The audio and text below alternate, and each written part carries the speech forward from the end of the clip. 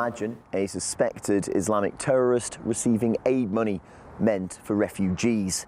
Not just any terrorist, a senior ISIL commander, and not just any money, EU taxpayer money. And it gets worse. Reports say that he received a monthly payment of €500 on his debit card.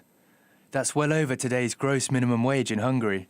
These prepaid cards are issued to a joint project between the United Nations and the European Union. There's supposed to be a strict screening process in place to make sure that only those eligible have access to the funds.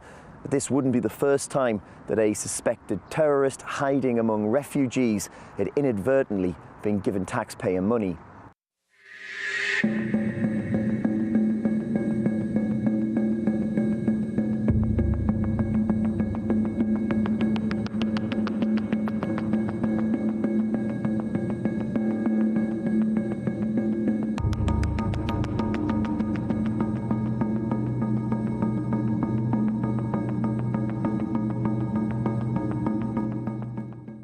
The European Commission insists that the prepaid debit cards are not just handed out to anyone, that they know exactly who these cards are being distributed to and check up on their status on a monthly basis.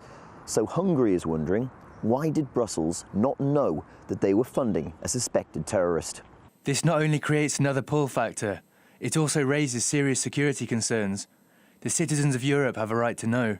The problem of how to provide much-needed funding and aid to refugees in Europe isn't an easy one to solve, but it's cases like these that fuel the popularity of anti-immigration parties across the continent. And with EU parliamentary elections coming up next month, the question is, will the establishment parties be dealt another blow? The collapse of the territory that so-called ISIS was holding, it will generate more people trying to get in through. And that's why a very carefully orchestrated and internationally coordinated, this is where international cooperation is key. I think the threat for a period of time will grow because foreign fighters will start to come back.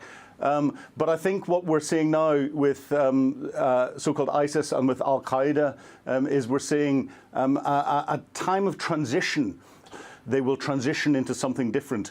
This is a very, very dangerous and very difficult period. We need to monitor that transition very closely to be able to identify and track known jihadists that are coming through and to run intelligence operations to try and identify those unknown terrorists that are potentially coming into Europe and elsewhere in the world.